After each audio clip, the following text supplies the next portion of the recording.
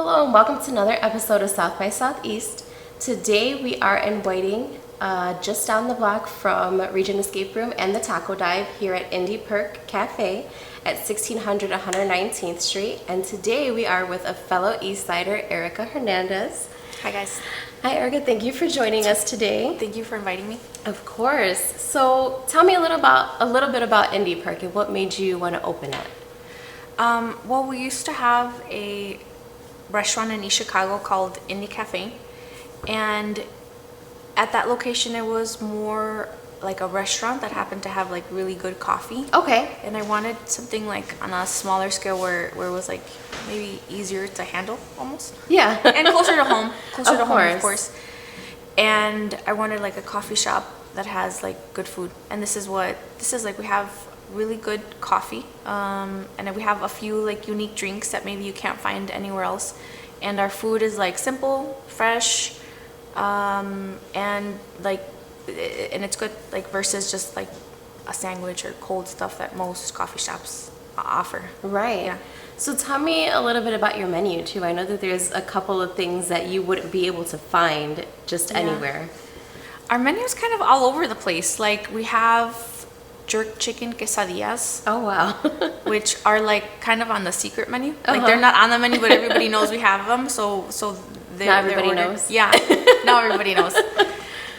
We also have a Cuban sandwich, and we brought that one over from the old place, and we try to like stay true to like trying to make as much as we can. Considering like the limited space that we have. Right. So we still make the tasso ham that goes in there, and everything else is pretty much the same. So it goes from like quesadillas to that Cuban sandwich. We also have green pozole on the menu every day. Oh wow. And that's like becoming more and more popular because I think pozole isn't something that most especially small cafes like this have every day. Right. So our green pozole is really popular, and it's becoming more and more popular now that people know that we have it every day. And it just kind of like our menu's like all over the place. So it's like it's small, but it's different. Like there's a little bit for everyone. That's good. And then if you don't want to venture out into anything like different, we have like just a grilled cheese sandwich with tomato soup. Oh, okay. Which is like just across the board like a crowd pleaser. Yeah, of course. Yeah. So maybe tell me also what kind of coffee you guys serve, because I know that it's not just coffee. You have other options as well, right? We get our beans from Bridgeport. Okay. Which is in Bridgeport, like Bridgeport Roasters, and we also get our teas from them. And we've been with Bridgeport. I used to get my coffee beans from them, like even when we were at the other place. Oh, okay. Like they're like probably among like the three big roasters in Chicago, but they're more of the like regular like coffee where they're not trying to tell you that they have hints of This bourbon or that and they're just like, this is coffee. Weird things. Good. We went to the farm, we got it ourselves. You shouldn't pick up notes of cardamom, like it's just coffee.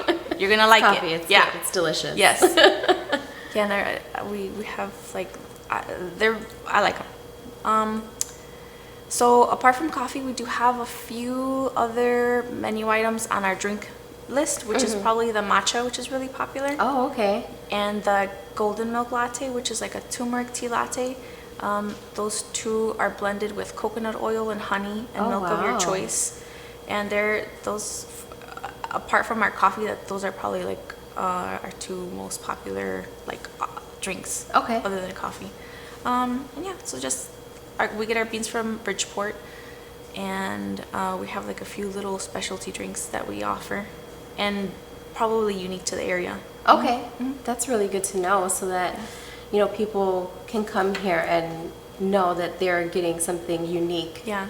And not just a regular big brand or anything like that. Yeah, and something other than coffee. Yeah, because Yeah. a lot of people, I think they want to go to a coffee shop, but they're like, I don't drink coffee. Okay, so tell me about this drink that I got, Erica. I know it was the chocolate frappe. Yeah.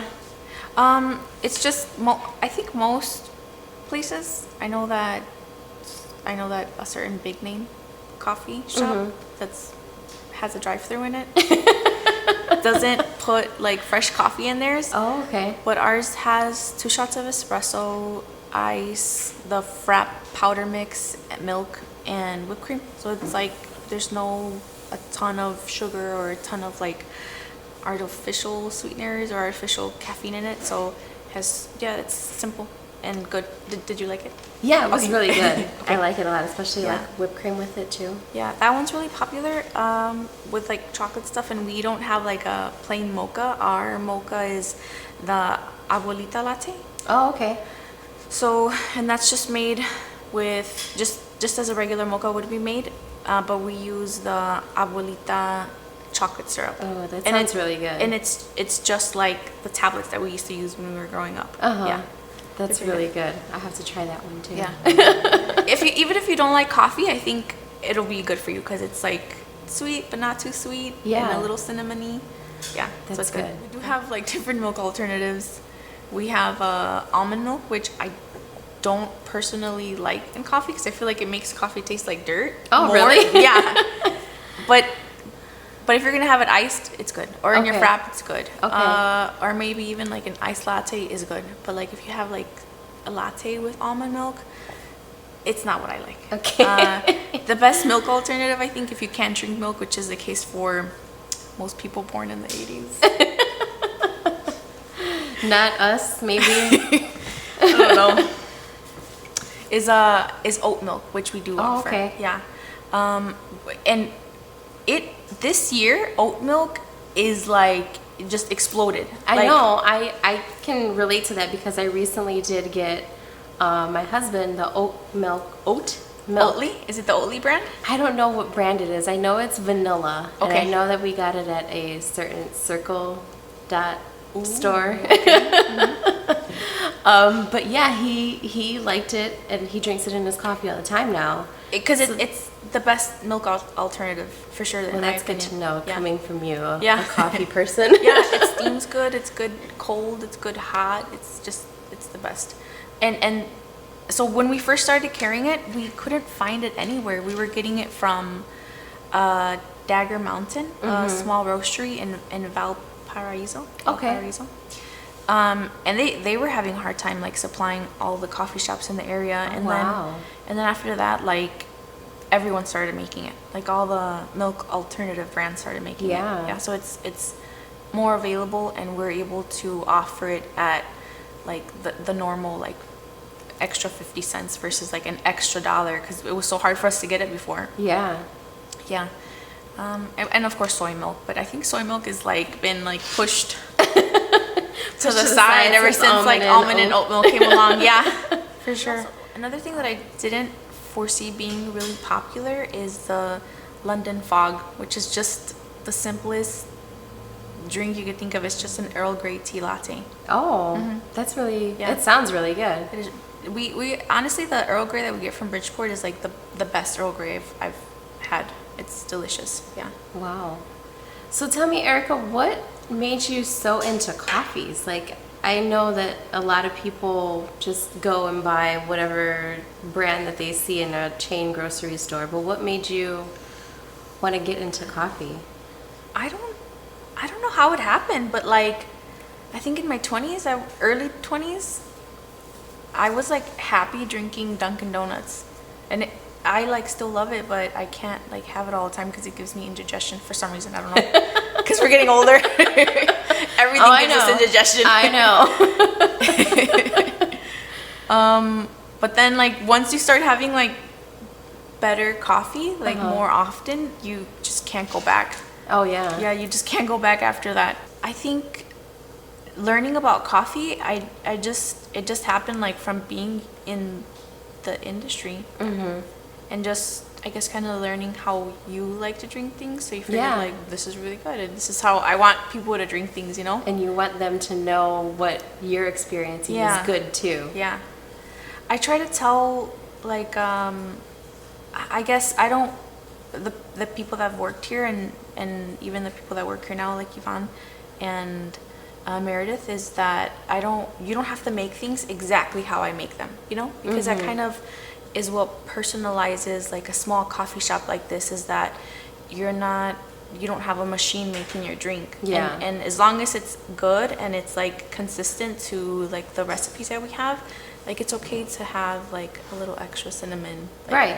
So people know like Erica makes coffee like this and Ivan makes his lattes like this, and I think that that's like the magic of like small little shops is that just like you get to know people's drink orders, like they get to know like your individual little style of making things. Yeah.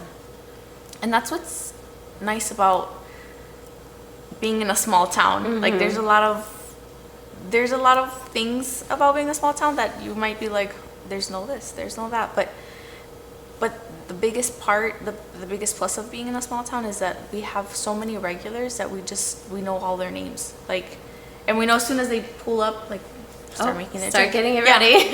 Yeah, and that's nice. That's the dream for a small business like us. Yeah. Is knowing people's names and their drinks and like getting to know their little habits. I just want to say thank you guys, because I've always wondered why the east side or the southeast side, why we don't do little things like this, like podcast, and we talk about our community, because that's what like starts making a community, is like things like this, like, and stuff that you guys do. So thank you, and keep up the good work. Thank you, Erica. Thank you. And like I hope you guys cover all the businesses. Yes, we're Yeah. gonna try to. We really appreciate that, and we try to get to whoever is a small business, mom and pop shop. Yeah, because we just need all the support we can get, for sure. Of course, and that's what we aim to do, and hopefully we do. Yeah, I do. Thank you guys. So thank you for watching, everybody. This is another episode of South by Southeast.